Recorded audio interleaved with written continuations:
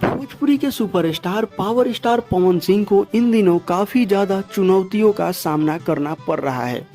जी हाँ दोस्तों, आज का ये वीडियो काफ़ी खास और काफ़ी इंटरेस्टेड है। पवन सिंह ने क्या खुलेआम ऐलान किया है, इसके बारे में हम जानेंगे।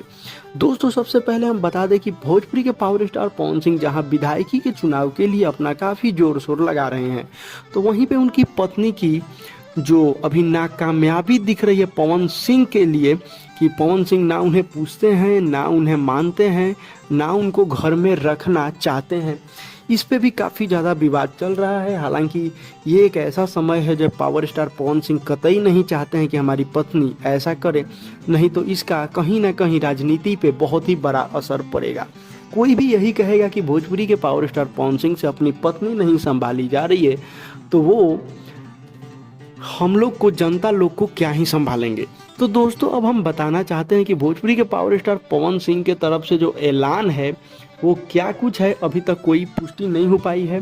पवन सिंह ने अभी तक ना ही कोई लाइव आके बयान दिया है, ना वो उनको अभी तक ज्योति सिंह के साथ देखा गया है। ऐसा अभी तक कुछ भी देखने को नहीं मिला है।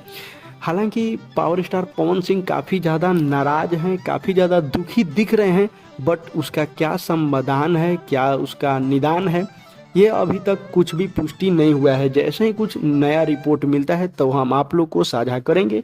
तब तक के लिए वीडियो में इतना ही। फिलहाल के लिए जय हिंद।